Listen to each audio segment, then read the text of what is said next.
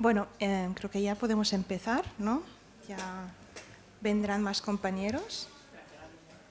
¿Sí?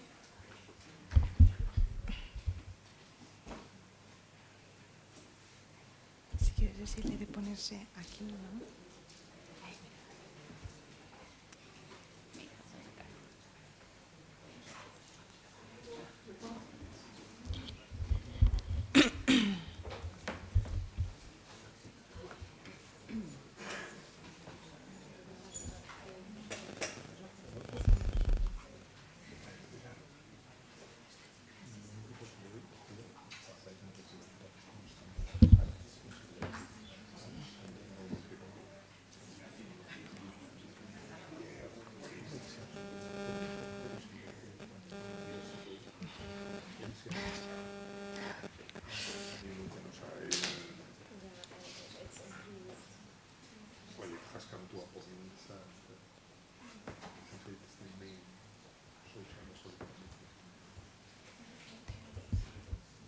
Muy bien, empezamos, que si no vamos ya mal de tiempo.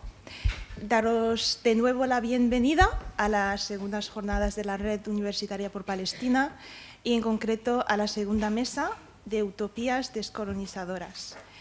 He de decir que tuve que cambiar como 4 veces cómo introducir esta mesa tan potente y al final voy a hacer una introducción muy breve y muy corta, contando la historia de un español de la época del Andalus, de aquí, de muy cerca, era de Murcia, y su nombre era Ibn Razin al-Tuyibi. Y él es muy famoso, bueno, dentro de los académicos árabes, por un libro de comidas, porque este libro lo ha escrito desde el exilio, desde Túnez, cuando Murcia cayó en las manos de los aragoneses. Él, como muchos, se tuvo que exiliar y cuando terminó en Túnez ha decidido escribir un libro que es una recopilación de sabores, de recetas, de aromas, de gestos culinarios, ¿no? Como una forma de resistir al olvido y de contar el andaluz de su infancia. Y hablando de memoria y de cómo el conocimiento viaja, a raíz de las conquistas coloniales europeas del siglo XIX, llegan a las bibliotecas europeas centenares y miles de libros de manuscritos árabes.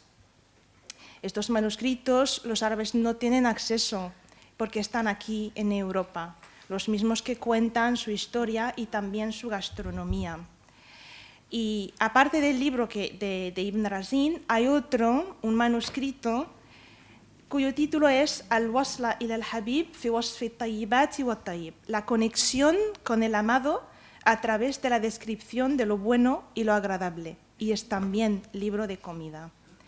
Pero lo curioso es que este manuscrito es la primera parte de un manuscrito más largo y la segunda parte, el título es Mantener la salud, mejorar el estado de ánimo y tratar las enfermedades cutáneas mediante la terapia.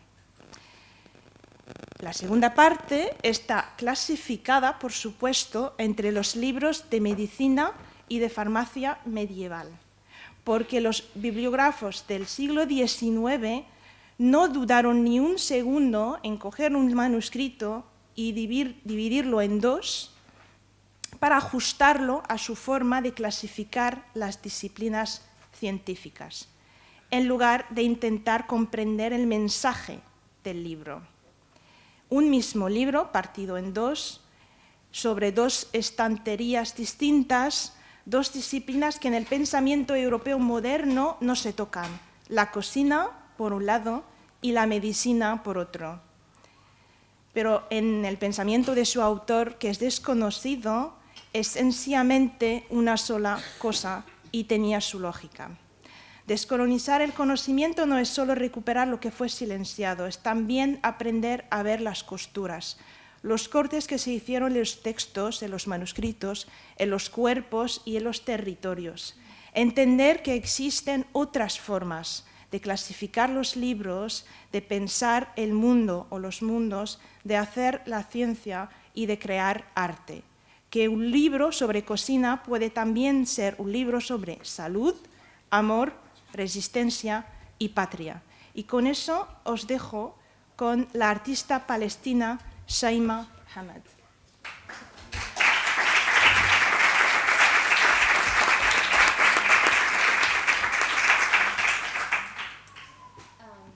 Thank you so much.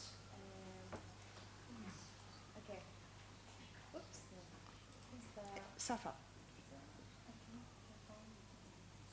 It's not you. It's not you. No, no. Yeah. Shaima. Vale, Okay. ya está. Okay. Now you can hear me. Okay. Thank you so much. I'm sorry. I'm not gonna speak in Spanish. Buen día, buenos días. Yo le voy a traducir y dice que lo siente que no My va a poder hablar en translator. castellano. I'm a performance artist, and for that, I will like. I want to ask you for doing something like as inspiration in the beginning. Dice que soy una artista de performance y que os voy a pedir que hagáis algo al principio. I want all of you to try, touch the other person near to you hands, Quiero but que- just fingers like Quiero que this. todo el mundo intente tocar a la persona cercana, aunque sea solo los dedos, Try. And try to like, y hacer así como un movimiento así. okay.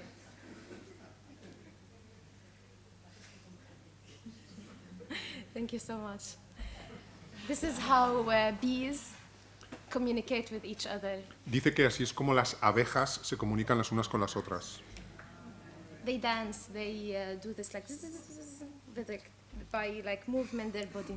Dice que And- danzan y hacen estos movimientos. Okay, so thank you, Safa, and thank Baituna for this invitation. I actually will like kind of the talk that just Safa gave. I'm like a big example for what she just talked about. Primero quiero dar las gracias a Safa por haber organizado esto y por haberme invitado, y quiero decir que lo que estaba diciendo ella es un buen ejemplo de todo esto. Yeah. So أنا شيماء وحاصل. Oh, sorry, I have to speak in English. ما في مشكلة. ما في مشكلة. Okay. I got the title of being a refugee twice in my life. Dice, soy Shaima Hassan Hamad. Hamad, me llamo Shaima Hamad, ella, y he tenido 2 veces el título de ser refugiada. At the beginning, maybe the word sound a bit suffering, but actually, I want to be thankful for this movement. Al principio la palabra era un poco chocante, pero luego ya estoy agradecida por todo ello. That happened in my life, and I inherited this title. Once I inherited it, and the second time it was my destiny or my choice. Una vez lo heredé, el título de refugiada, y la segunda vez ya era tanto mi destino como mi elección. So the photo here shows like the Norwa milk, and I remember my mom when she used to take us like to take. La foto muestra la leche de la UNRWA, y ella dice que se acuerda de cuando su madre la traía. My family, they immigrated during the Nakba, the first Palestinian catastrophe, from a city called Ramle. Dice, mi familia emigró durante la Nakba, durante la catástrofe, desde una ciudad que se llama Ramle, Which is more circa to Gaza than Ramallah, which is the city I will grow up later. Dice que está más cerca de Gaza que la ciudad de Ramallah, que es la ciudad en la que yo luego crecí. And that question will stay in my head, why my grandfather didn't like walk toward Gaza, why he took toward Ramallah. Claro, entonces la cuestión es por qué mi padre no fue andando hacia Gaza y fue andando hacia Ramallah. And the second time of being a refugee, it's here in Spain. Y la segunda vez que he sido una refugiada es aquí, en España. It's almost 1 year. It is 1 year, actually. Un año ya. So I'm here today to speak about the bees word, and I will connect this to my family, to the archive of my family story. Entonces hoy quiero hablarles, estoy aquí para hablarles del mundo de las abejas y conectaré eso con los archivos de mi familia. for me, like art is about doing, and about curiosity. Para mí el arte está relacionado con hacer y con la curiosidad. I'm not a beekeeper until now, but I hope I will be. Dice, no he sido, o sea, no soy hasta ahora una cuidadora de abejas, pero espero llegar a serlo. So instead of that, I decide to write the story instead of being a beekeeper. Y en vez de cuidar a las abejas, de momento me he dedicado a escribir esta historia. But beekeeping runs in my family as much as gossip run in this family. ¿Las machas? Gossip, you know? Yes. O sea, dice que en mi familia cuidar de las abejas está tan presente o tan arraigado como contar chismes o... Yeah. And then, so like to show you this photo is like in the end of the conversation I'm gonna like explain what, but esta foto al final de la conversación os explicaré más. Pero up ahora. is a photo that we took in 2017, and Arriba hay una foto que tomamos en 2017. and down is a drawing that have been there before the first Intifada. Y abajo es un dibujo que estaba hecho antes de la primera intifada. In my art practice, I do a project called Food in Law since like 2018. En mi práctica artística he desarrollado un proyecto que se llama Food in Law. In law, yeah, because I studied law, so I called Porque it. he estudiado Derecho, o sea, como comida en Derecho. But and I lost hope in the law system, no, like in politics. Claro, and, perdí la fe en el sistema legal, en el derecho y en la So I política. tried to create my own court in my own art. Entonces me dediqué a crear mi propio tribunal en mi propio arte. And I inspired this concept from Montesquieu. You know Montesquieu, the French philosopher who... Me he inspirado en Montesquieu. Montesquieu. Montesquieu. Okay. Montesquieu. Pardon. And I inspired this from his idea of how this like law system works. Me he inspirado en él, en su idea de cómo funciona el sistema. And I changed it. I freed the system actually, and Lo he cambiado y he liberado al sistema. I inspired it from what I know Me he inspirado en lo que yo sé. and my native knowledge. So for me, any relationship goes between the nature and women, it's rituals. Para mí, cualquier relación que hay entre la naturaleza y la mujer es a través de rituales. And this is how women understood the nature, is by turning it to holy rituals. Así es como las mujeres entendían la naturaleza, transformándolo en rituales sagrados. When women tries to explain this to the community, which is gonna be like the system now, Cuando las mujeres se le explican esto a la comunidad, que ahora sería el sistema, they cook it, no? They do recipes. lo cocinan, o sea, hacen recetas. Those recipes are rules because they define who can make it, who will eat it, and when and why. Esas recetas son reglas porque definen qué se comerá, quién lo comerá, cómo, por qué. And always is about the land and how they relate to the seasons. Y siempre está relacionado con la tierra y cómo te relacionas con las estaciones. Even there is like punishment in those like rules that written or hidden inside those recipes. También hay castigos en reglas ocultas en recetas. I'm going to mention an example, but I'm going to continue the triangle. And then Sí, os sigo explicando en el triángulo. when the community take the recipe, they transform it into practices. Cuando la comunidad toma la receta, la transforman en prácticas. Sometimes the practice is going to like go bad or like in a good way. Las prácticas pueden ir bien, mal, de muchas It's not my maneras. question because but whatever they do with No the es la practice cuestión. is gonna like go into the nature again. Pero ocurra lo que ocurra con esas prácticas, luego volverán a la naturaleza. And what they do in the nature, again, the women will try to transform into ritualism. Y haya pasado lo que haya pasado, luego la mujer lo transformará en un ritual. One of the example is about death, and there is like a very timeline Uno de los ejemplos es sobre la muerte, hay una línea temporal, that where women cook in different timing, like the first 3 days Las mujeres cocinan en diferentes momentos, en los After primeros 40 3 días. after 40 days, for example, after every Thursday, También después de 40 días o cada jueves. every time she dream about, every year, every anniversary, every... Al cabo de un tiempo, como cada año, en el aniversario de algo o cuando And- sueña con algo. And usually it's based on making bread in different shapes. Y está relacionado con hacer pan en diferentes formas. And it takes so long time to make it, so it's kind of therapy. Que cuesta mucho tiempo de hacer ese pan, con lo cual tiene un efecto terapéutico también. And they can't eat what they cook, they give it to someone else to eat it. Y no te puedes comer lo que has hecho, se lo das a otra persona. And it's kind act of praying, so who will eat has to pray and wish for the one they lost. Has to pray and wish. Yeah. Y la persona que lo consuma tendrá que rezar y desear. Yeah. So now I wanna that's one example of how that system works, and now I'm gonna speak a bit about my ongoing research. Eso es un ejemplo de cómo funciona el sistema y ahora os voy a explicar algunas cosas de mi investigación. And me and you will think how this my ongoing research will evolve in that triangle that we spoke about in the beginning. Que ahora veremos cómo está relacionado con el triángulo que hemos visto.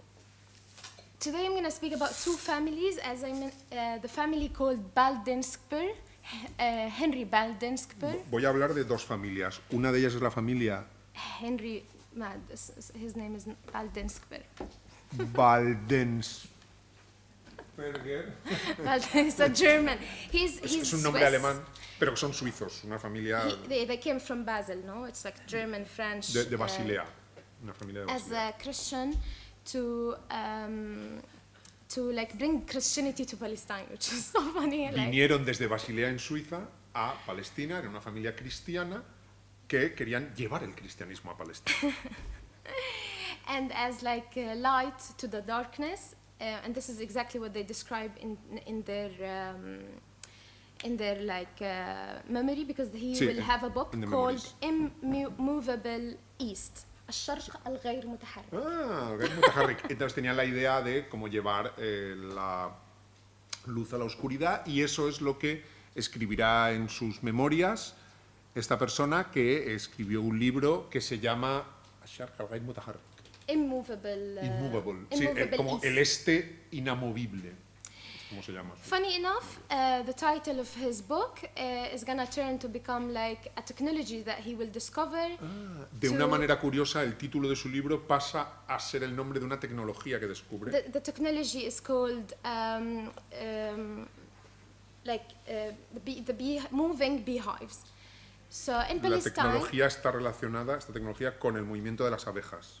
if we look at this circle here where Sí. I'm indicating, this Si is the miramos old way. el círculo en la imagen, And this is the traditional way of making bees in Palestine, which is es la manera tradicional de criar a las abejas y de About- tener el panal en Palestina. yeah, they save the bees in pottery jars, jarras, Sí, jarras enormes, o sea, enormous, sí. unos recipientes enormes, ponen las abejas ahí. And they won't touch it until April or May, which is the season. No lo tocarán hasta abril o mayo. They will open them from the back, and Las they will abrirán por detrás, take everything inside, and they will eat everything. tomarán lo que hay de honey. See, Dani, see. This will change, and they will think, okay, but this way we cannot make the Holy Land a Holy Land again. Especially, this is what brought them to Palestine. Esto cambiará porque estas personas que vienen a Palestina piensan no podemos hacer que esto sea la Tierra Santa si no hacemos algo que está relacionado con lo que les trae. Because Palestina. the concept of what they wanted to do is to make Palestine again flood with honey and milk, according to Judaism and Christianity. Porque quieren que Palestina esté o vuelva a estar llena de leche y miel según una idea, que es como un concepto, un mito que existe tanto entre cristianos como entre judíos. And how to make the Holy Land a Holy Land again. Sí, para que vuelva a ser la Tierra Santa, como en teoría piensan que debe ser. So they were they didn't like this Palestinian way of making or like of the beehives or how they deal with No it. les gustaba la manera palestina de And criar they- a las abejas y de hacer la They miel. start a bit communication with the Americans and European. They brought Empezaron a comunicarse con norteamericanos y con otros europeos. some bees from Latin America Trajeron abejas de América Latina and from Italy. y de Italia. And they were like comparing like which bee have like better behavior. Y comparaban a ver cuál tenía mejor conducta entre las abejas. Yeah, and this like of course like took so many like intimate relationship from how the Palestinians deal with the bees. But then they created this method, which is like or most of us know today, is the wooden box. Esto llevó a comparar con cómo lo habían hecho los palestinos y entonces introdujeron el método que es de la caja que vemos ahí, la caja de madera. The difference is the wooden box. They said it's easy to move. And La caja de madera, decían, era fácil de transportar, fácil de mover. And of course, they never like mentioned anything about the native knowledge or how they used to do it. Y por supuesto no tuvieron en cuenta ni mencionaron nada de cómo era la manera tradicional de hacerlo en ese But lugar. then we can see some photos before. Pero podemos ver algunas fotos when the Palestinians already used to like move their bees cuando los palestinos movían las on, abejas on camels. en un camello. So, in general, like this, I just want to like to summarize a bit. Para resumir un poco, Yeah, the thing is like even though the Palestinians used to move their bees, used to like do all of aunque los palestinos solían trasladar sus abejas yeah, in many ways like they have their own technology, y tenían sus propias tecnologías, but the British military like الانتداب البريطاني decided to like not accept this knowledge and start funding anyone who's making bees and gave free sugar to everyone. pero durante el mandato británico, el Imperio Británico no aceptaba que continuara esta tradición tecnológica y financian a cualquiera que haga algo diferente. Which of course, because of what the bees has a relationship to the land, it changed all the agriculture system. Y como las abejas tienen una relación con la tierra, eso afecta a la agricultura y cambia el sistema agrícola.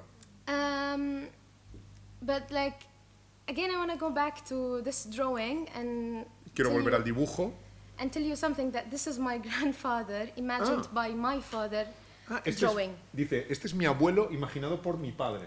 And this is his. I'm gonna show like another like bigger photo, which is this is like the whole drawing. Este es el dibujo al completo. And to speak a bit about the native knowledge here, Hablando sobre la sabiduría indígena, two ways. First of all, my mom and my dad, they are like the way to learn a bit about the bees.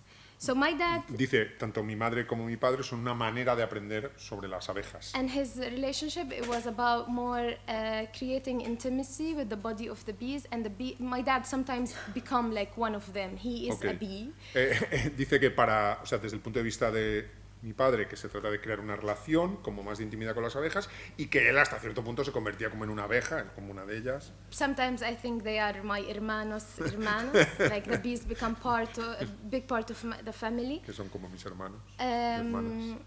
One day, my dad decided to design our house in Ramallah, and he didn't know what to do. Cuando decidieron diseñar nuestra casa en Ramallah y no sabían qué hacer, Although all the history that I just mentioned to you about how they destroyed the bees world and how many things we lost, a my pesar dad, de toda la historia que he contado de cómo se destruyó todo. even that my dad himself lost his dad when he was young, but he decided to learn again Y by aunque mi himself. padre perdió a su padre cuando él era joven, él decidió aprender de nuevo de todas maneras. todo.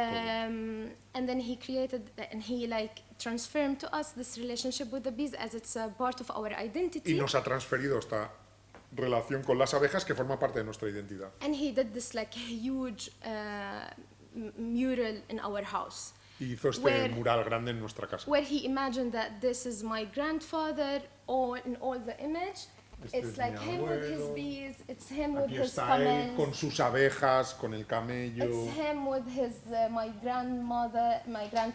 Con mi It's him abuela everywhere. por It's him allí. in the whole imagination. Está presente por todas partes. en And el this imaginario. El abuelo. village does not exist anymore. Este pueblo because ya no existe. it's destroyed. The only Está thing that's destruido. still until today, it's the little house that Lo único que sigue existiendo es la casa, which is the same house that he drew in the image. que es la misma casa que él dibujó. And this is like what the bees and the Palestinian bodies intimacy stayed. That's Y esto es lo que queda de la unión de las abejas, los cuerpos palestinos. the second thing, because we don't have much time, Yeah. is my mom. And I want to give you Lo siguiente, lo diré resumiendo porque tampoco tenemos tanto like tiempo. the honey recipes that I grew up with, like some of two things about like 2 ways of using honey. Dos formas de utilizar la Which miel is- según I think las recetas que me ha transferido mi madre. If you use it, this is how you decolonize the way of eating or like treating yourself. Dice que si las usas, esa es la forma de descolonizar tu forma de cocinar, por ejemplo. The first thing is like each time there is a baby fall down or like someone hurt himself Si because they alguien fell down. se cae o, Just o tiene una herida o un niño o un bebé se cae, Just put honey on where is the place that they hurt, and pon- it's gonna pon- be healed. ponle miel, In ponle 3, miel 4 donde ha hours. tenido la herida y se curará. The second thing, if you like spicy food like me, Y la segunda cosa, si te gusta la comida picante, como me gusta a mí, and you have like some like pain in your mouth or Sí. in your tongue or your te duele la boca o la lengua, or even like when there is like hama, I don't know how to say this. No, not la fever. Yeah, when even like it goes like a little bit bad, mix honey with tahini, the tahini that you use for the hummus, with tahini. and just Ok. put it. Y dice que puedes mezclar la miel con tahini, Yeah, que sabéis lo que es tahini, ¿no? and it's like a thick sauce. It becomes like a thick sauce, and put it in your Y mouth. que se convierte en algo, Try to not eat en algo it. grueso, como una salsa gruesa, digamos, y que te lo puedes poner en la boca, no te lo comas. Yeah, and this is like my recipe to you today, so you can. Esta es mi receta que os aporto. I hope we decolonize the medical world and come back to honey because Espero it's que descolonicemos el mundo médico y que volvamos a la miel, because it's like a whole medicine, no? It's porque es una medicina en sí misma. just because I remember last thing, and it's important. It's one of the magic that I remember from my childhood that my mom. Una used de las to- cosas que recuerdo mágicas de mi infancia. My mom used to take me when I was a kid to visit like women has like rheumatism in their. Mi madre me llevaba a visitar a una mujer que tenía un traumatismo where? in Where their did she knees. have? In the knee, en la rodilla. Tenía un And then we traumatismo en la bring rodilla. like bees and we make the bees sting Le them. llevábamos abejas y hacíamos que las abejas Yeah, picaran in the knee. and she was healed and Y se curó muy bien. yeah, and she came like to drink coffee in our house. So Y she luego walked. venía a tomar café en nuestra casa. So she walked and Y she luego was fine. caminaba y estaba bien. That's it. Thank you so much. No, thank you to the bees. Y thanks muchas, to the y muchas bees. gracias a las abejas y a vosotros. Thanks to be yeah.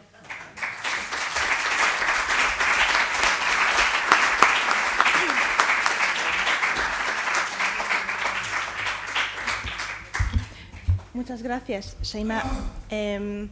Vale, con eso a mí me ha gustado mucho que hablara de las mujeres, porque el otro día leí un artículo que hablaba sobre el ecofeminismo y la importancia del ecofeminismo.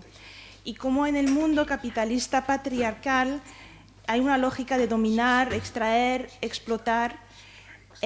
Pues el ecofeminismo hace exactamente lo contrario. Frente a la naturaleza como santuario para uso individual, propone la naturaleza como compañera viva, cuidada colectivamente a través del trabajo compartido. Frente al sujeto autónomo y abstracto de la modernidad liberal, reivindica cuerpos situados, interdependientes, enraizados en la tierra y en el cuidado mutuo. Y eso convierte al ecofeminismo en una fuerza transformadora que no se limita solo a denunciar el patriarcado y el capitalismo, sino que construye utopías reales desde los márgenes. Demuestra con prácticas concretas encarnadas que la separación capitalista entre naturaleza y civilización no es una ley natural, sino una construcción histórica y puede y debe ser desmontada. Y con eso os dejo con Erika Páez Manjares, secretaria de la Colectiva de Mujeres Refugiadas, Exiliadas y Migradas.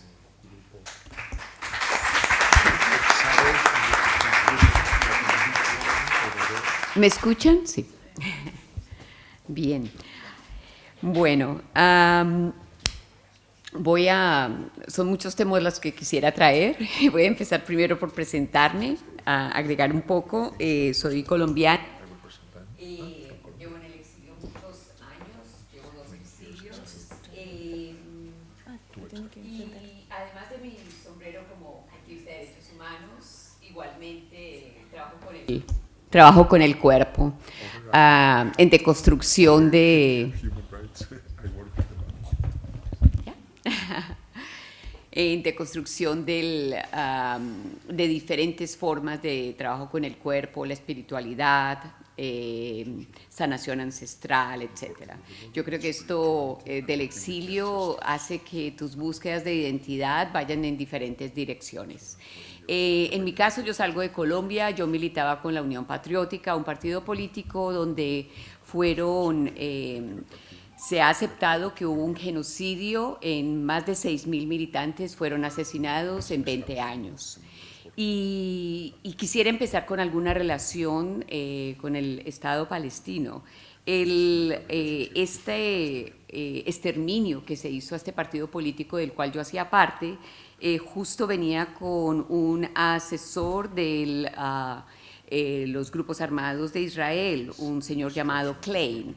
El mismo Klein llegó a aceptar que él se encargó de preparar a estos grupos paramilitares, que dentro de sus principales misiones era exterminar este grupo político de la Unión Patriótica, que se visualizaba como una posibilidad de empezar a hacer un cambio de políticas en el país. Una posibilidad de trabajar más con el pueblo, menos desde una perspectiva de derechas, etc. Entonces, así es como termina mi exilio, y muchos compañeros, compañeras terminaron en el exilio junto a mí.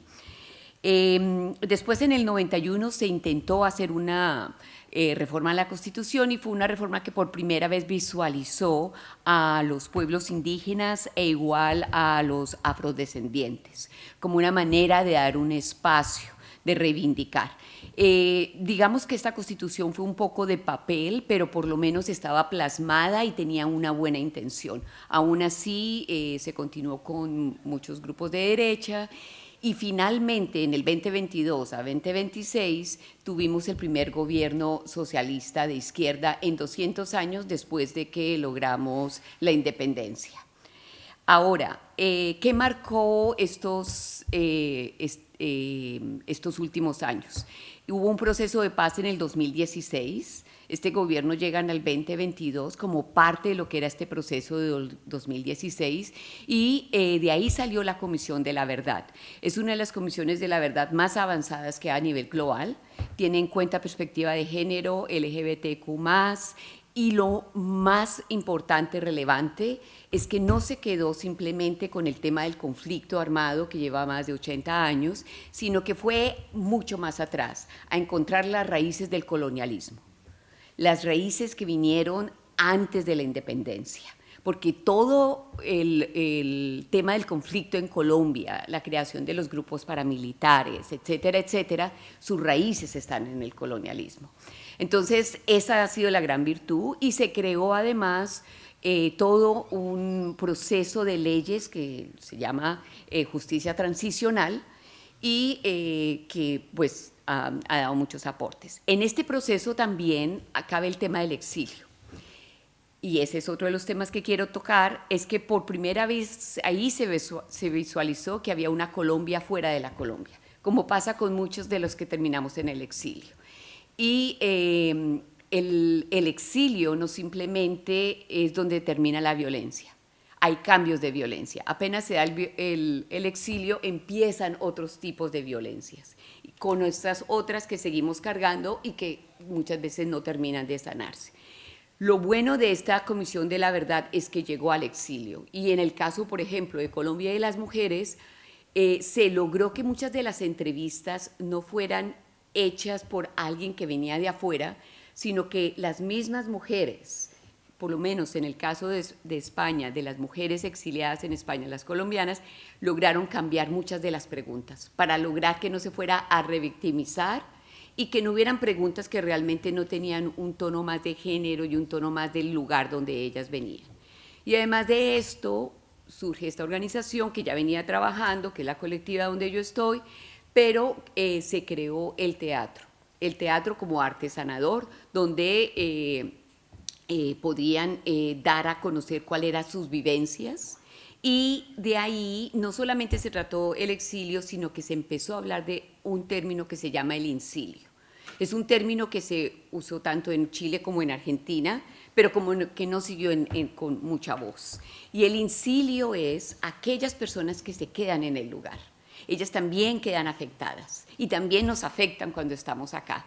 Entonces empezó a trabajar el incilio y justo este año hicimos una investigación que terminamos este año, empezamos el año pasado, para empezar a ver las marcas que se crearon con las personas que quedaron allá, no solo de nuestra familia, de nuestras organizaciones, los efectos que tienen. Entonces, de esa manera empezamos a recuperar una forma de seguir trabajando con nuestros procesos, pero de doble lado. No simplemente decir nosotros somos las víctimas, pero también las víctimas de los que quedaron allá. Bueno, y otra de las campañas que tenemos es la tipificación del exilio como delito. A pesar de todo, el exilio no es delito, no es un crimen.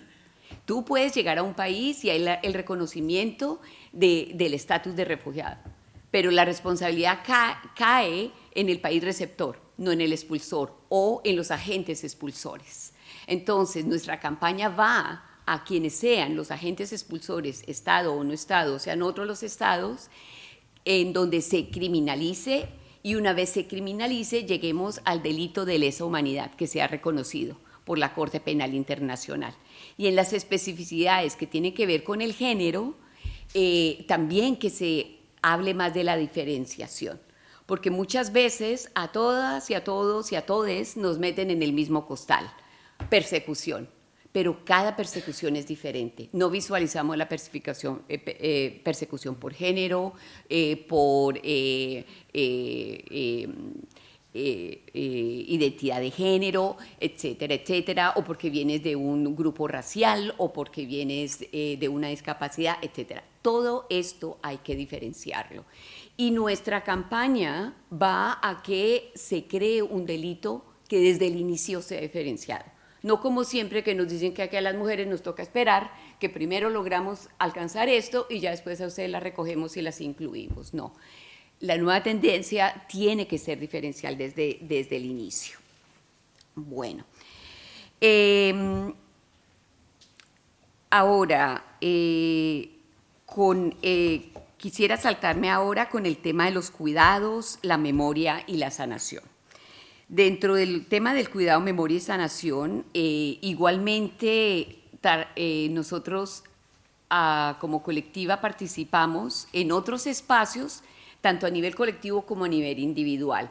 Y dentro de esto quiero resaltar 3 ejemplos. Uno, está el grupo de Sudacasa, que es un espacio de escritoras, escritores, donde se hacen relatos migras, en España, relatos migras y de diversidades. Y esto es manejado por Gabriela Weimar, ella es peruana, es una escritora que ganó el Premio Barcelona de Literatura, en donde hace uno de sus libros tiene que ver con todo el tema del colonialismo, y tanto como se vive en Perú como se vive a nivel de Europa y el caso específico de España.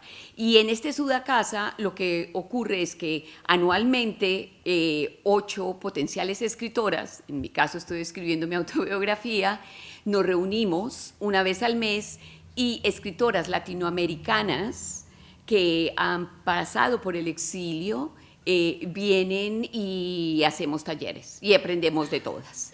Entonces ha sido un proceso muy reparador y también ha sido un proceso de darle una voz migrante. Ya existen 2 publicaciones y hay una pequeña finca fuera de Madrid en donde vamos un fin de semana, comemos de diferentes comidas, ahora que hablábamos de la comida, de diferentes países, regiones, etc. Lo que aquí es importante también es que todas somos mujeres latinas. No es porque queramos crear exclusión, pero a veces tener nuestros propios espacios es muy importante.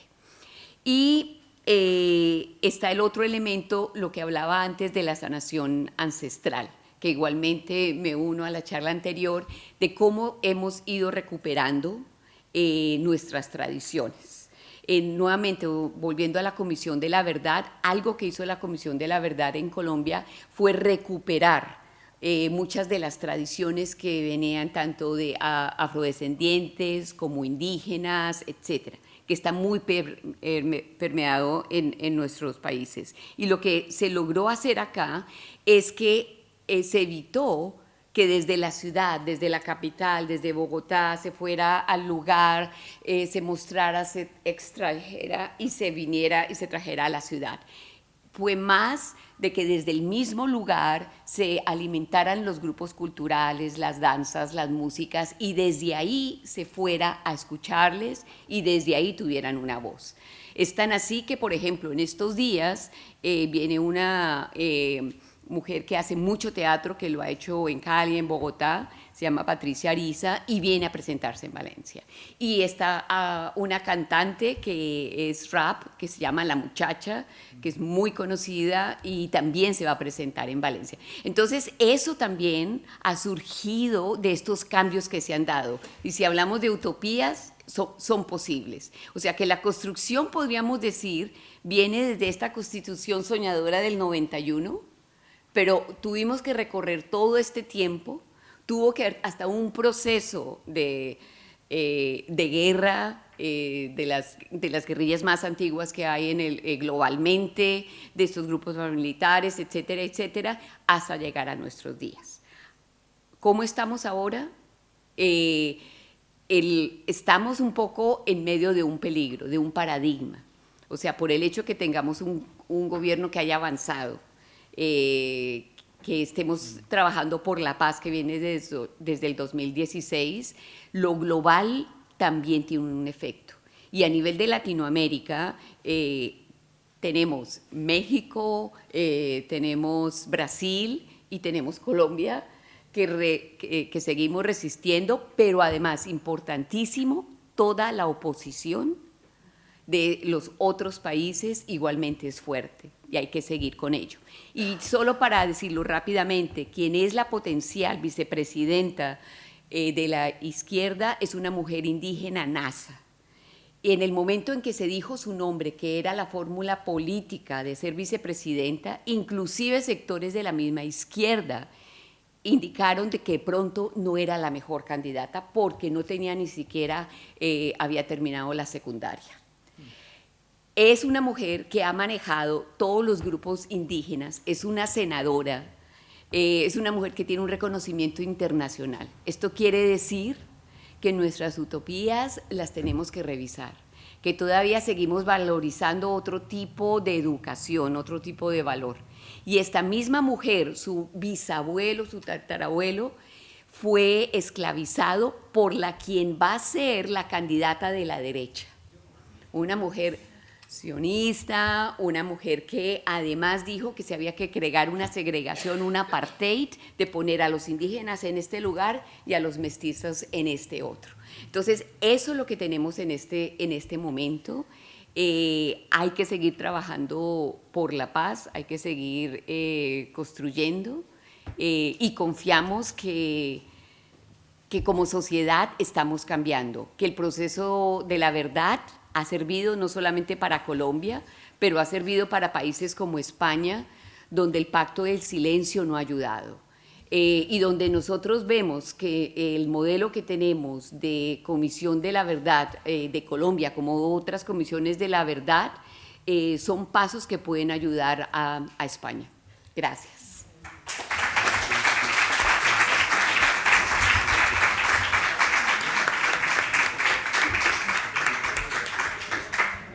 Muchas gracias, Erika. Como Jesús Esquero se tiene que ir a las 2, le vamos a dar la palabra ahora. Sí. Bueno, pues buenas tardes ya, porque se está pasando el arroz. Y muchas gracias por la invitación. Indudablemente es un placer estar aquí, sobre todo discutir de temas que me parecen muy pertinentes. Yo voy a seguir rastreando esa retrotopía que nos contaba Saima y esta también retrotopía, en cierto sentido, de recuperar tradiciones para hablar del futuro que nos contaba Erika. Pero voy a hablar, he cambiado mi charla desde que he hablado esta mañana y he decidido mudar mi planteamiento aquí. Y lo voy a mudar por una circunstancia, porque me veo obligado de alguna manera a hablar de un territorio, un país, como se llama España, que tiene una relación con las utopías universalistas construidas fundamentalmente en el siglo XIX, que nos tienen constreñidos, que sin embargo no somos capaces de andar o hacer un recorrido, porque indudablemente en cuanto lo hacemos nos cerramos. Recuérdese ese 12 de octubre que todos celebramos, entre comillas, cada 12 de octubre, y que inmediatamente se clausura para que no haya disidencia.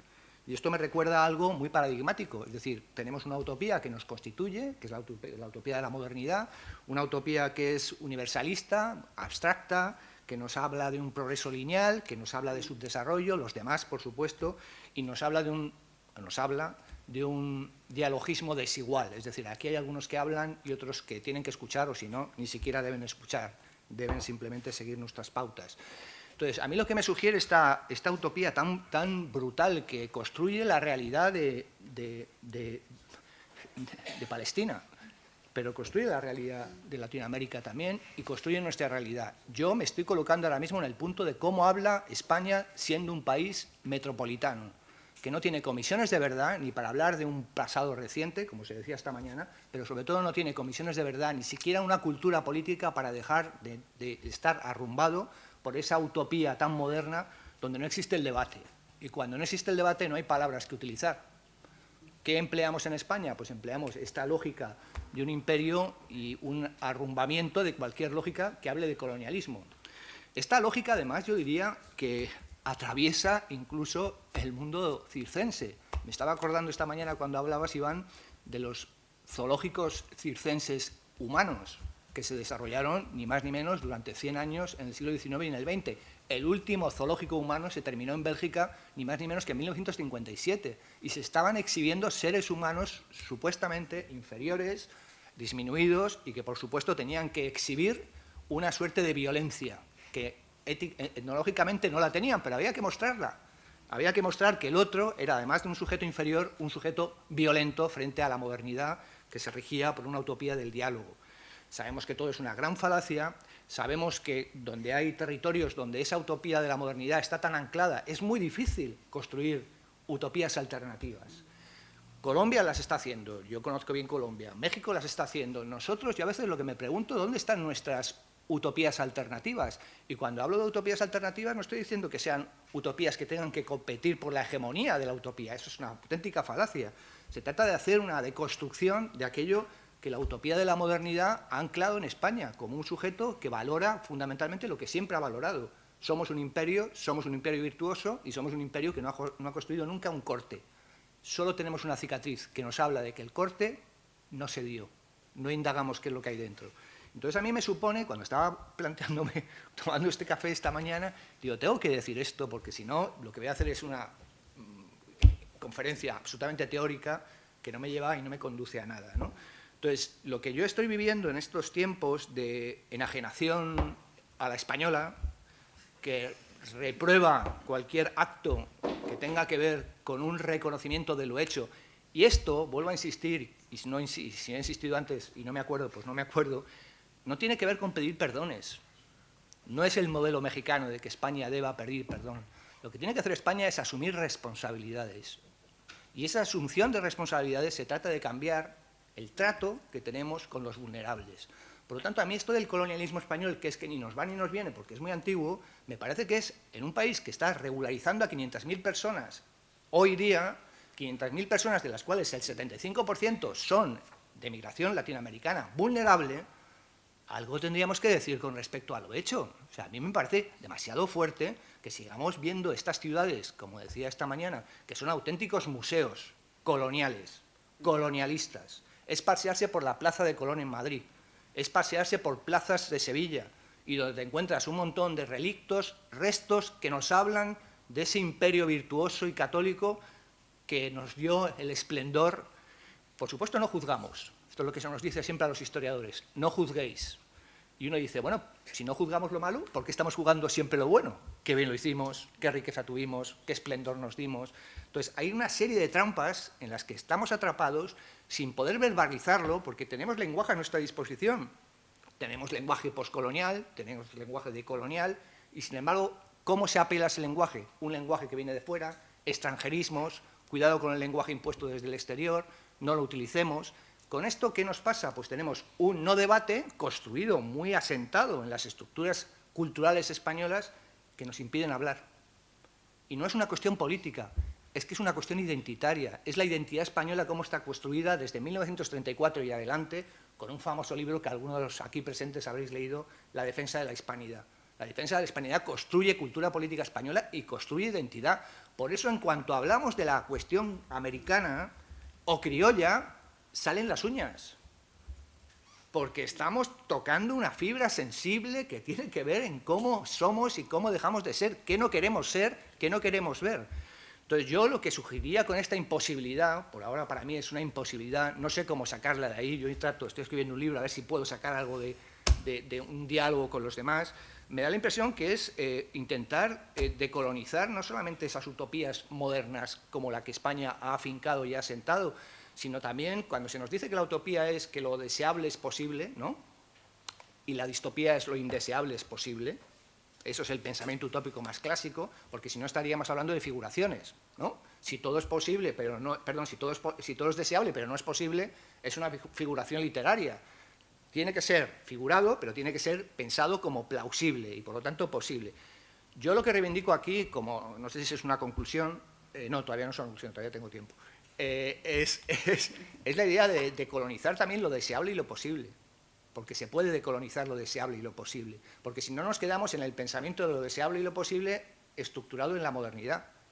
Hay un ejemplo muy claro en esto que traía a colación, que es lo que hacen los bolivianos con el sumac Kawasai, no sé si lo conocéis, es la vida, el buen vivir frente al desarrollo. Si tenemos una idea del desarrollo, lo que tenemos es una construcción de lo posible, que es estructuras económicas basadas en el crecimiento, parecernos a los europeos en su crecimiento y demás. Si utilizamos pensamiento distinto que requiere salir del marco de la modernidad, tenemos ese pensamiento boliviano que viene a decirnos que podemos pensar en una relación con la comunidad, con la naturaleza, que no queremos crecimiento por el crecimiento, que queremos otra cosa. Pero eso empieza a hacernos salir de la estructura de pensamiento de la propia modernidad que nos atrapa. Y ese atrapamiento es el que sugiere la idea de que no podemos decir casi nada de nuestro pasado no inmediato, es cercano. A mí cuando se me dice esto de que las utopías, los genocidios del pasado importan menos o peligran o nos hacen peligrar pensar en Palestina, yo me pregunto ¿por qué? ¿Por qué? Es que los genocidios hay que ordenarlos, hay que jerarquizarlos. O sea, yo no puedo pensar en un palestino y a la vez no puedo pensar en mi barrio donde hay un montón de indígenas, entre comillas, latinoamericanos, que los veo trabajando donde nadie quiere trabajar. Entonces me olvido de esto porque cuidado, peligro, que vas a hablar de otro genocidio, que vas a hablar de otros sujetos que preceden a estos nuevos sujetos y víctimas, porque vas a disminuir el valor de nuestras luchas por Palestina. Yo no puedo decir algo parecido. Lo que digo es que cualquier lucha no puede ocultar otras, porque hay luchas que son mucho más acuciantes, indudablemente la de Palestina lo puede ser, pero hay otros conflictos que están aquí al lado, pero están conviviendo con nosotros. Y a mí esto de perder el horizonte por una cuestión que tiene que ver con los académicos que no hablemos de esta cuestión, me parece que es, no sé, es perder el norte. Para mí el norte está en todos esos sujetos vulnerables, algunos víctimas salvajes, otros no tanto, pero esto requiere pensarnos, y pensarnos desde otro lugar, y no pensarnos desde que hay una víctima que tiene que ser la superior. A mí me acuerdo un texto de Dominique Lacapra que hablaba de por qué no había monumentos al esclavismo negro en Estados Unidos y sin embargo sí había monumentos a los indígenas, a los indios americanos. Él decía, es que no podemos jerarquizar entre un monumento y el otro. Lo único que está haciendo Estados Unidos cuando impone un monumento a los indígenas y quita un monumento a los esclavos, nos está diciendo algo, que hay alguien que importa menos que el otro. Y si estamos hablando de una humanidad, estamos hablando de una humanidad para todos, no una humanidad que discrimine a un intelectual o un profesor de universidad. Creo que el ser humano es algo mucho más grande que estar haciendo discriminaciones por activa y por pasiva. Desde mi punto de vista, y ya voy a ir acabando, aunque tengo 5 minutos más, pero como tengo una cierta prisa, pero voy a intentar quedarme hasta el momento en que me tenga que marchar, yo diría que nos deberíamos pensar. Deberíamos pensar algunas cosas cuando nos enfrentamos a un trauma tan salvaje como el que está ocurriendo en Palestina. Nos deberíamos obligarnos a pensar en dónde estamos, qué es lo que hacemos, qué es lo que queremos con los demás, porque hay mucha vida más allá de la Nakba palestina, indudable en que la hay. ¿Quiere decir esto que uno prescinda de esa vida? No, simplemente quiere decir que hay otras personas en nuestro entorno que están sufriendo por la madre patria esta española, por el mundo criollo, dejado por los españoles, y esto requiere pensar que hicimos el mayor genocidio de la historia de la humanidad. No me lo estoy inventando, os juro que estos datos están súper contrastados. Nos liquidamos en el primer siglo de conquista española a 10 millones de personas, en un territorio muy poco poblado. Entonces, la cuestión es, ¿prescindimos? ¿Obviamos lo ocurrido? ¿Jerarquizamos? ¿Qué queremos?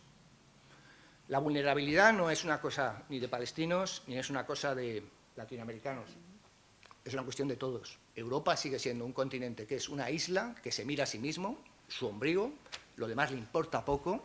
Cuando hablamos de derechos humanos hay que poner unas enormes comillas, porque los derechos humanos construidos desde Europa para Europa y sin los demás, los aplicamos cuando queremos. Compramos un balón Adidas hecho por un niño indio por 3 euros.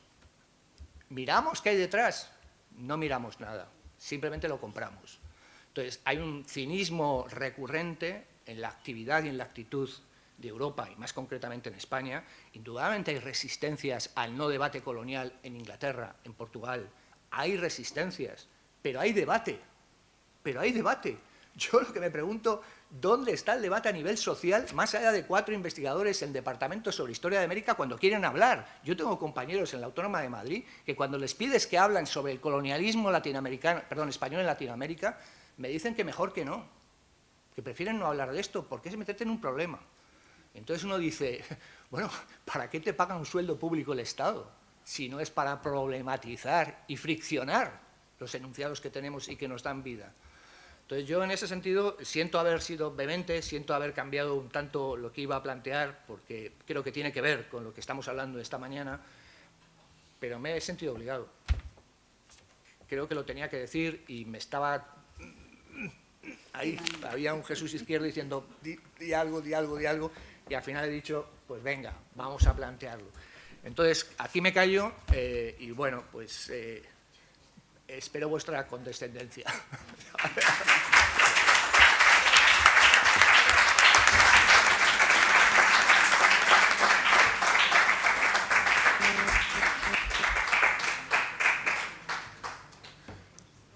Vale, y ahora para dar la palabra a Katia Colmenares, quería empezar leyendo una cita de un libro que se titula El retorno del racismo científico, que aconsejó a todos los científicos. La antropóloga Angela Saini explica que los colonos europeos no mostraron el más mínimo respeto por los extraordinarios sistemas de comprensión de los indígenas australianos, ni por su forma de gestionar una tierra que llevaban cultivando milenios. Durante miles de años, esta tierra había estado repleta de historias y canciones. La habían cultivado con estacas, con fuego y con sus propias manos. Hubo enormes cambios medioambientales, sociales, políticos y culturales mientras estos pueblos vivieron en Australia. Sin embargo, los colonos no valoraron nada de lo que vieron. Para quienes se han criado y viven en ciudades, la industrialización sigue siendo la imagen de la civilización. Es absurdo situar a una sociedad industrial por encima de una sociedad de cazadores-recolectores. La arqueología nos demuestra que todas las sociedades son increíblemente sofisticadas, solo que esa sofisticación se expresa de manera diferente. ellos pensaron su mundo y quizá consideraron que era un lugar mejor para vivir que el mundo de los blancos. Y con eso dejo la palabra a Katia Colmenares. Hola, ¿se escucha? Sí. Hola, buenas tardes. Y primero, gracias por la invitación. Gracias, Rodrigo, gracias, Safa. Y por toda la dedicación que pusieron, toda la energía que pusieron en la organización de este evento y en todos los detalles que no se ven, pero que se sienten y que nos convocan hoy. Quiero comenzar esta participación con una cita del maestro Enrique Dussel, filósofo de la liberación, y para mí, pues, uno de los pensadores decoloniales más importantes de este siglo XXI. O sea, un pensador realmente de talla mundial. Y dice así: no se lucha para reformar la sociedad política, para tener un sistema económico más justo, para poder contar con medios para que la gente coma, tenga educación y se desarrolle. ¿Pero para qué? ¿Para qué todo esto?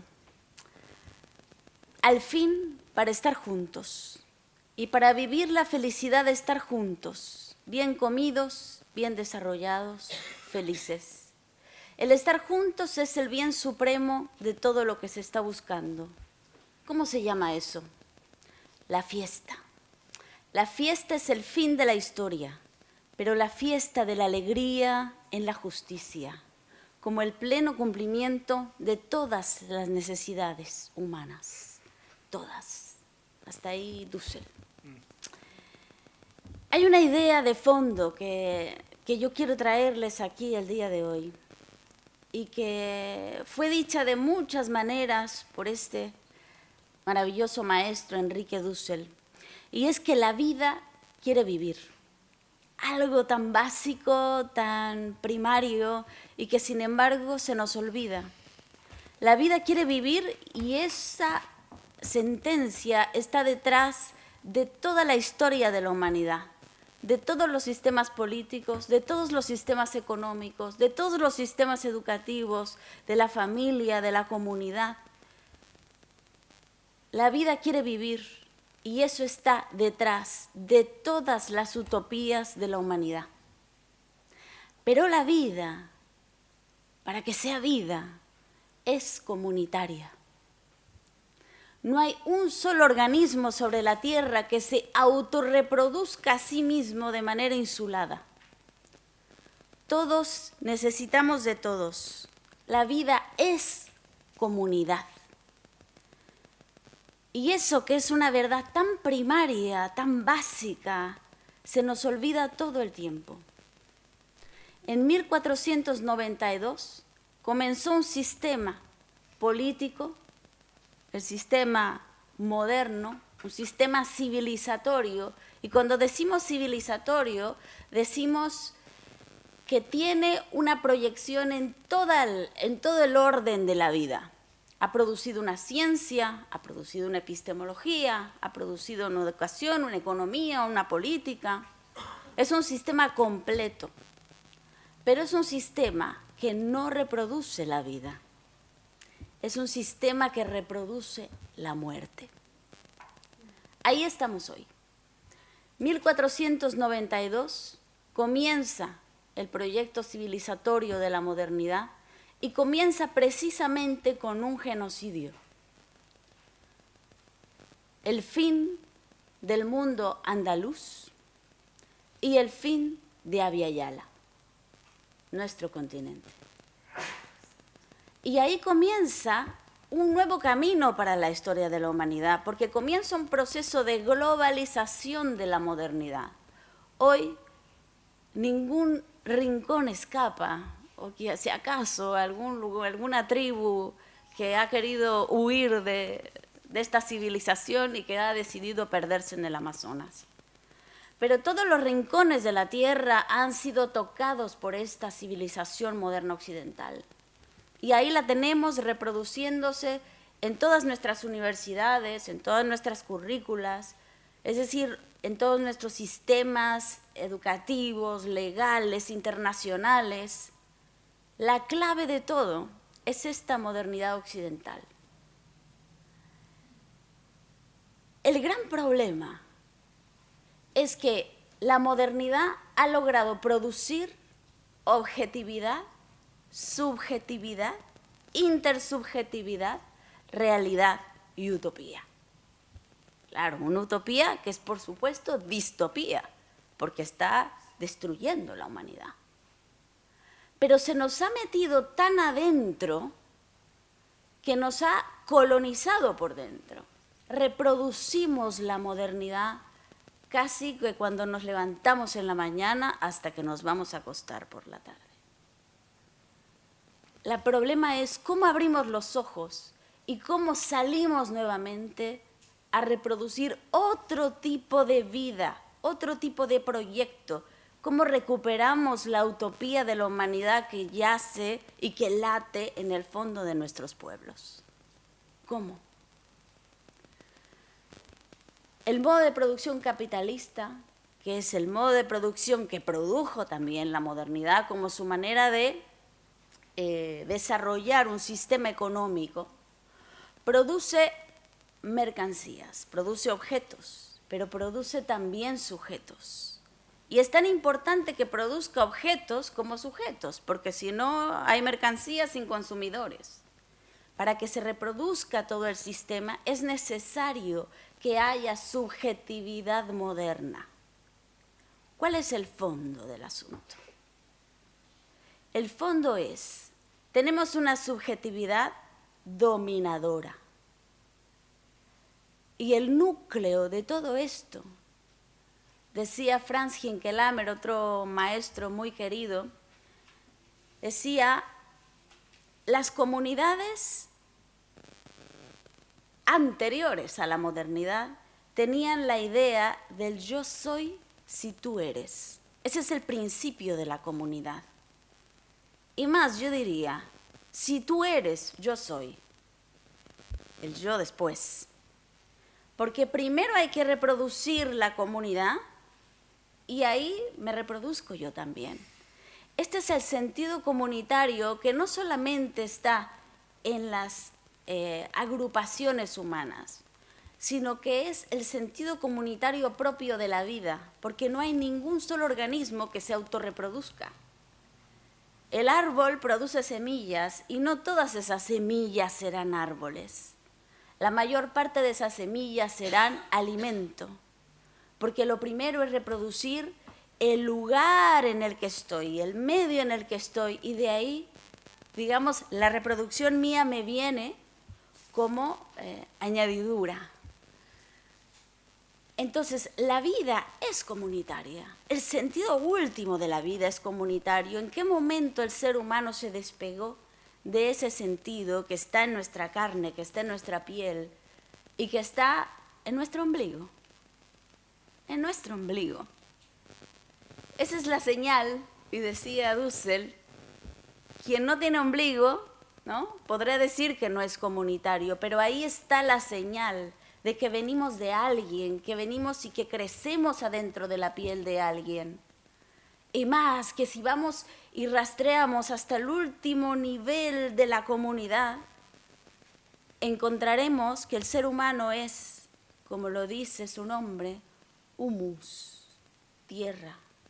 Somos tierra, somos naturaleza. Y la comunidad, entonces, hay que entenderla no solamente como comunidad humana. La modernidad nos ha hecho tanto daño, nos ha envenenado los ojos, que vemos solamente fenómenos. Y hemos dejado de ver que lo que nos constituye en última instancia es esa tierra que somos. Pero esa tierra no es solamente naturaleza, esa tierra son también ancestros. Porque esos ancestros están también en nuestra carne y están en nuestra voz y están en todo lo que decimos. Y cuando nosotros hablamos, no habla el yo, habla en nosotros que encarnamos. Y esa es la conciencia que tenemos que ahora traer y que nos llama este siglo XXI. porque tenemos que traer todo ese legado, toda esa tierra, toda esa comunidad histórica y que hoy nos clama justicia, porque también en la Torá y en esos libros sagrados, pero que hay que saberlos leer porque se han colonizado. La sangre clama y grita desde la tierra. Y esa sangre tenemos que saber escucharla. Hoy día tenemos una colonización de la utopía, porque nuestros hijos quieren ser exitosos. Y lo que están encarnando es justamente lo contrario que decía Franz Henkel-Lammert. No es el si tú eres, yo soy, sino que más bien es el yo soy si tú no eres. Esa es la sentencia de Israel. Yo soy si tú no eres. Israel es si Palestina no es. Pero eso, que es como el sentido último del genocidio, eso está en el fondo de la civilización moderna occidental. Así que desde 1492 hasta hoy, lo que tenemos ante los ojos es una continuidad del genocidio. No es esto que estamos viviendo una anomalía del sistema moderno occidental. Es su esencia. Así nació. Y hoy, finalmente, lo tenemos claramente ante los ojos. Nos llegó a los ojos. La pregunta es si nos va a llegar a la conciencia y si nos va a llegar a la sangre y si nos va a hacer hervir la sangre para poder llevar esta humanidad hacia otro lado. ¿Cómo descolonizamos la utopía? Si estamos en una carrera de la competencia en donde se nos enseña a ser yo, no se nos enseña a ser comunidad. Desde que nacemos es la continua educación y crecimiento para ser un individuo, el individuo moderno. Les voy a decir de qué está hecho el individuo moderno. Está hecho de la cosificación de toda la realidad. El individuo busca su propio interés y todo es medio para él. Es medio el otro sujeto, es medio la naturaleza, es medio la realidad. Todo es medio para él. Esa es la racionalidad, ese es el contenido último de la racionalidad occidental moderna. Y eso es lo que aprendemos todos los días. Y eso es lo que tenemos que transformar. Tenemos que aprender a ser comunitarios desde nuestra subjetividad y comenzar a pensar cómo tendríamos que ser para realmente producir esta fiesta comunitaria de la justicia. Es mucho lo que tendría que decir, pero me voy a limitar simplemente a terminar con una idea. Los judíos tienen varias fiestas a lo largo del año. Yom Kippur es la fiesta del arrepentimiento. Ni todos los Yom Kippur de la historia de la humanidad les van a alcanzar para poder arrepentirse de lo que están haciendo. Pero hay otra fiesta después de Yom Kippur, y es la fiesta de las cabañas, la fiesta de las sucas. Y se construye una cabaña a toda prisa en donde se puede ver las estrellas del cielo para recordarnos que la comunidad se hace aquí, se hace ahora, y que ese es el sentido último de la vida y que estamos al amparo de Dios si es que estamos en comunidad. Ese es el sentido último y esa es la fiesta comunitaria. Y Palestina ha aprendido a vivir viendo las estrellas del cielo. Ellos están viviendo en comunidad y en unidad. Muchas gracias.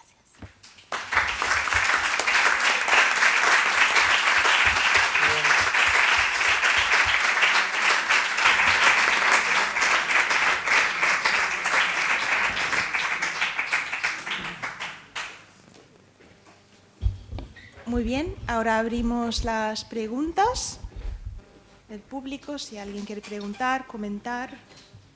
Sí. Yo tenía un comentario también, pero voy a... Hola, gracias. No escuché a todos los demás, salvo a Katia, y quiero justamente tomarme de lo que planteó Katia, sobre todo de la última parte, de la última frase con la que terminaste, ¿no? Porque esto es muy interesante, mira. Siempre hay una referencia a que las luchas tienen que ver con la tierra, ¿no?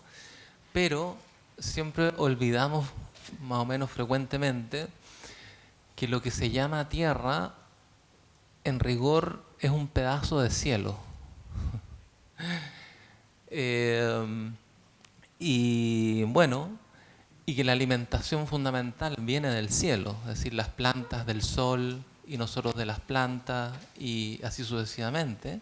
Entonces la interdependencia de los mundos, ¿no?, depende fundamentalmente del cielo.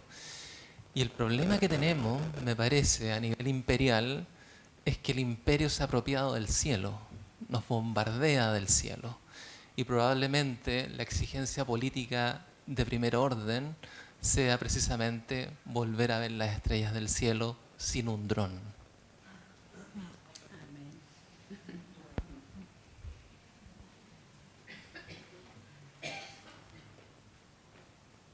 Bueno, para animar a que salgan más preguntas, yo quería hacer dos comentarios. Uno, a Jesús, te agradezco la honestidad en el planteamiento, pero yo tengo una pregunta en ese sentido, porque creo que uno de los mecanismos más modernos es la división, dividir, compartimentar, ¿no?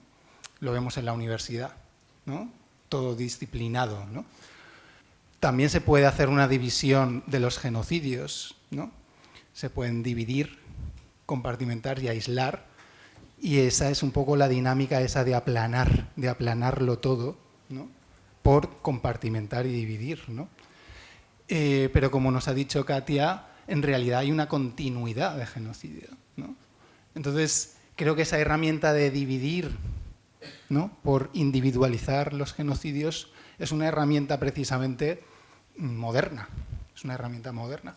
Y eso no nos va a ayudar a hacer un análisis descolonizador, ¿no?, de esos genocidios, que es una lógica moderna, ampliada a todos los territorios y manifestada con esas irregularidades, porque son los pueblos que tienen esas irregularidades.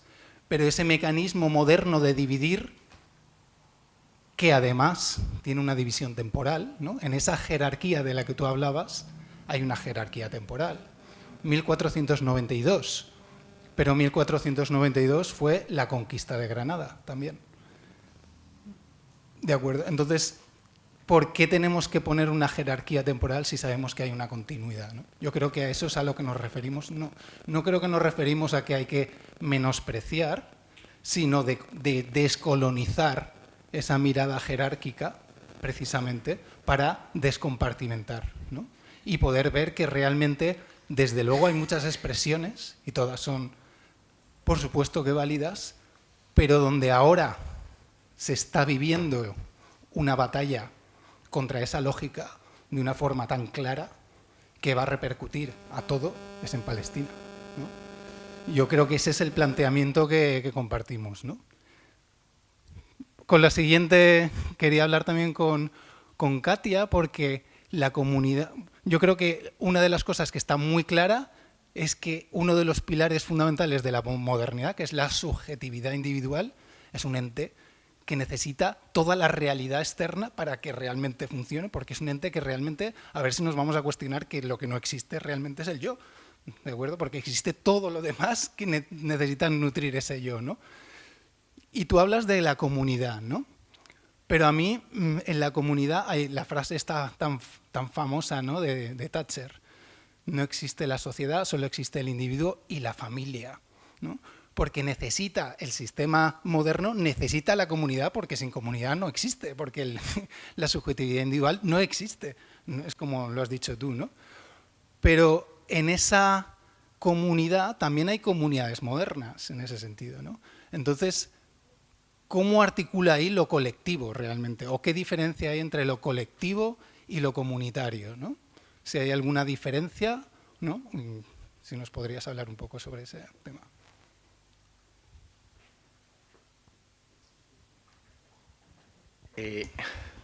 Guillermo, absolutamente de acuerdo. Yo no estoy quitando el peso que puede tener el problema ahora mismo palestino, para nada, vamos. Ahí estuve parando la vuelta ciclista en Madrid. Lo que quiero decir es cómo provoco el extrañamiento. Es lo que a mí me pasa con lo que nos ha contado Erika, lo que nos habéis contado todos, que es cómo provocas en los ciudadanos que se extrañen de lo que estamos haciendo, de cómo estamos pensando, cómo estamos viviendo. Es decir, desde qué lugar sacamos los pies del tiesto. Es decir, ¿qué nos tiene que pasar? ¿Qué golpe debemos recibir? Porque mira que recibimos golpes a partir del caso de Gaza, ¿no? ¿Qué nos tiene que pasar para sentir que algo, esto es lo que llamamos los historiadores el pensar históricamente? Pensar históricamente lo hacen todos los ciudadanos. Pensar históricamente no es hablar del pasado. Significa simplemente que hay algo que ya no podemos dar por descontado y entonces necesitamos una explicación. Esto es lo que nos pasa habitualmente cuando pensamos históricamente. Por eso los ciudadanos también piensan históricamente. No lo hacen solo los historiadores. Pero ¿cuál es el punto de ruptura donde se produce esa quiebra? Donde volvamos de alguna manera a meditar qué demonios estamos haciendo. ¿Qué nos ha pasado con la teoría política del individualismo? Porque de repente el individualismo se ha dado cuenta que sin comunidad no hay funcionamiento. Y todo el debate que tuvieron en los años 90 los individualistas, los republicanos y liberales, eran sobre cómo reorganizamos un sujeto individual que sea responsable con lo colectivo. Porque Wittgenstein nos demostró que el lenguaje no puede ser privado. Un montón de filósofos empezaron a hablarnos sobre la imposibilidad de la privatidad absoluta. Entonces, necesitamos a la comunidad, sí, pero ¿cómo hacemos que los ciudadanos se den cuenta de esa necesidad? Porque si todos los días se está construyendo un tópico tan grande como ir por libre es un valor, que es el sustento del individualismo ético-moral, todos debemos reconocer que ese enunciado es un enunciado colectivo. Es decir, es la ambivalencia de las construcciones modernas. Son construcciones que apelan al individualismo constantemente, pero sin embargo apelan desde posiciones colectivas. Entonces, el colectivismo bueno, la colectividad es el enemigo radical del individualismo más salvaje, pero que sin ellas, o sin ese colectivo, no son operativos. Sí.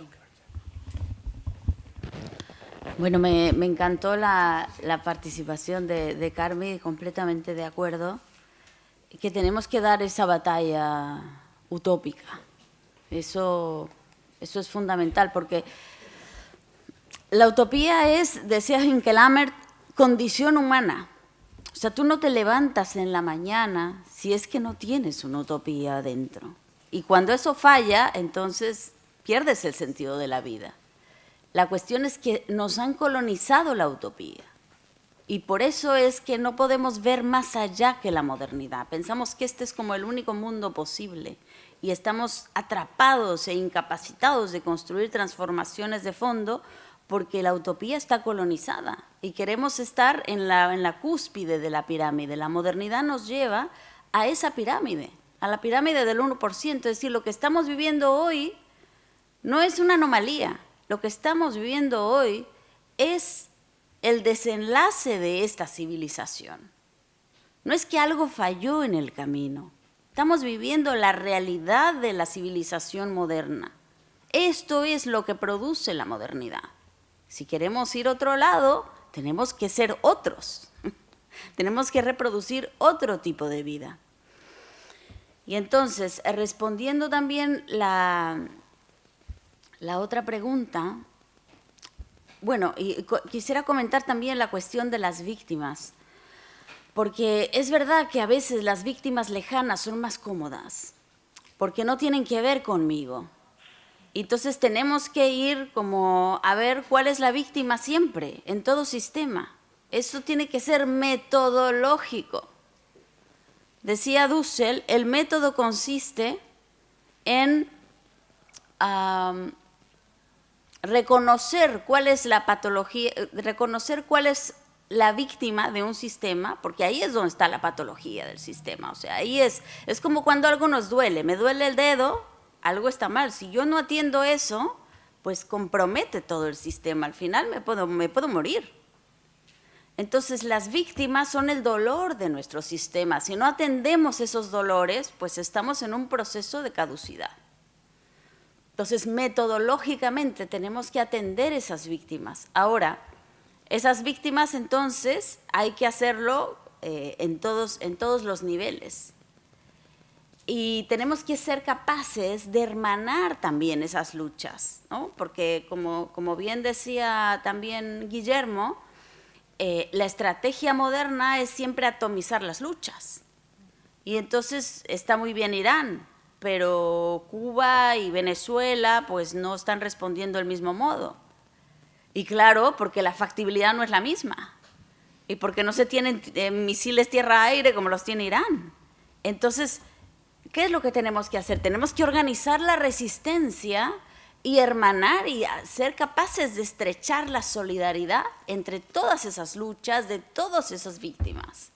Y eso es lo que nos va costando trabajo, porque como tenemos una conciencia moderna, asumimos siempre, ¿no?, esta verticalidad y esta atomización de la realidad. Y aquí avanzo también al último punto. Una cosa es la sociedad y otra cosa es la comunidad. Y esto tenemos que tenerlo bien claro, porque la modernidad es sociedad y la comunidad es otra cosa. No toda agrupación humana es comunidad. Juan José Bautista, un filósofo boliviano que yo recupero muchísimo su trabajo y su filosofía, él decía, la subjetividad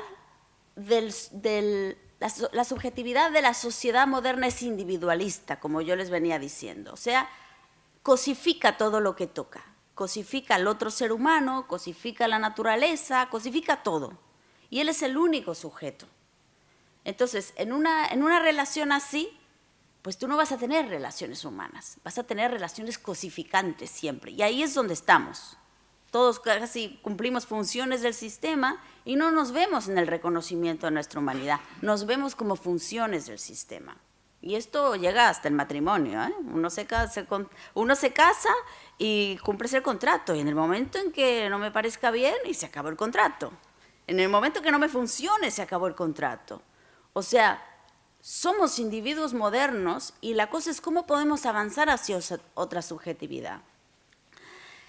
La comunidad es otra cosa, la comunidad es ver por el bien común. Y entonces esto implica construir relaciones humanas. Y esto tiene que ser también con la naturaleza. Y aquí es donde todo explota, porque la naturaleza en la modernidad es objeto. Pero todas las comunidades previas a la modernidad concibieron la naturaleza como madre. ¿Qué pasa si la naturaleza es madre? ¿Qué somos entre nosotros? Hermanos, ¿ve? Se reconstruye la comunidad. Entonces, la primera relación que tenemos que cuestionar es la relación sujeto-objeto de la modernidad con respecto a la naturaleza. Y ahí es donde vamos a empezar a explotar toda esta civilización cosificante. Pero eso nos va a costar trabajo, trabajito, porque la trascendencia que... Esa es otra cosa que quería yo tocar, pero no me dio tiempo. La modernidad también inyecta el tema de la secularización, pero así como hay teologías de la dominación, hay teologías de la liberación, y así como hay un secularismo de la dominación, hay un secularismo de la liberación. Este sería para otra conferencia. Pero decía Marx, tenemos que ser ateos de los dioses terrestres. Ese es el ateísmo que nos conviene. O ateos del dinero, ateos del capital, ateos del éxito, ateos de todos los grandes ídolos de la modernidad.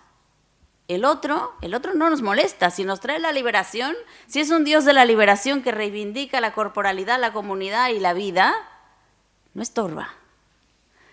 Es más, nos da luz. Y con ese no vamos a combatir. El problema es el secularismo de la modernidad que nos impidió ver que la modernidad es tan religiosa que no podemos salir de su catecismo. porque estamos orando a la modernidad todo el día, adorando todos sus fetiches, todos sus ídolos, y que además sabemos que tiene un Dios falso. ¿Por qué? Porque pide sacrificios humanos. Ahí es donde vemos que es un Dios falso. El Dios verdadero eleva a la comunidad y da vida. Es un Dios de la vida. Entonces, sociedad-comunidad. La sociedad siempre es de individuos. La comunidad es de servicio al otro. Y esto puede afectar incluso hasta los movimientos políticos, porque estamos muy contentos con los movimientos sociales. Pero el movimiento social se acaba donde se acaba la reivindicación. Es decir, es tan individual que cuando logra la presa se desarma el movimiento.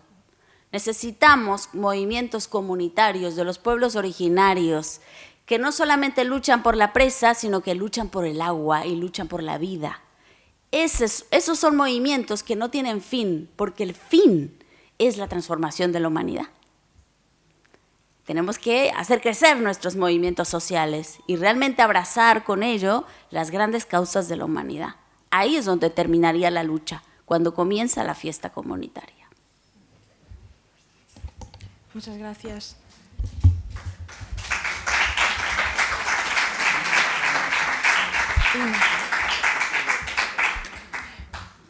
Tenemos una pregunta más y ya cerramos la mesa. Irina.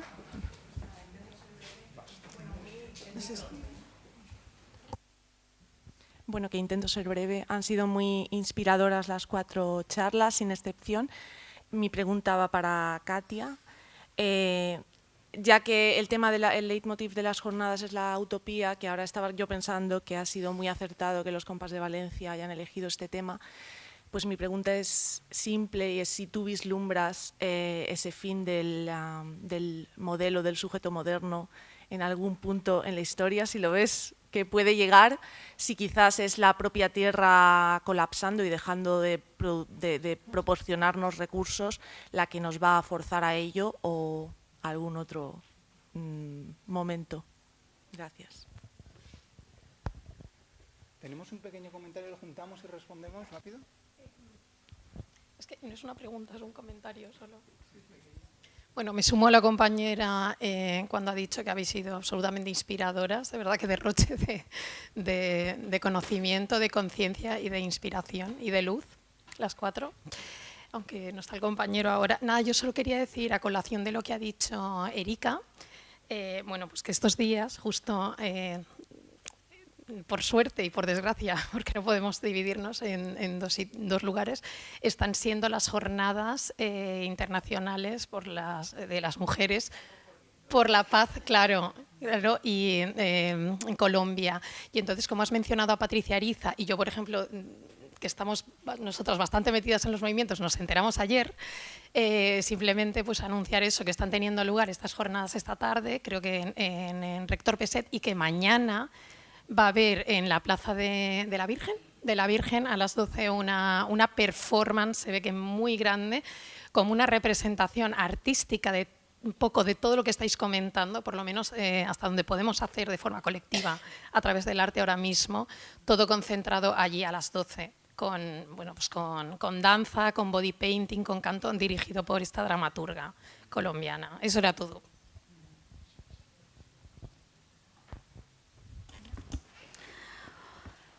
Sí, yo creo que sí. Yo creo que estamos avanzando en la transformación. Y estos son espacios de transformación. Decía Yehoshua ben Yosef, fundador del llamado cristianismo, que no es la cristiandad, que ahí donde se reúnen dos en mi nombre, ahí está el reino. Es decir, el fin de la historia, como decíamos, la fiesta comunitaria, está en esos espacios de solidaridad. Entonces, cada vez que nosotros hacemos un acto de solidaridad, ahí estamos ya empezando a transformar el mundo, ahí estamos empezando a salir de nuestro ego moderno. Entonces, yo creo que sí, la cosa es, ojalá, y que no se nos acabe el tiempo antes.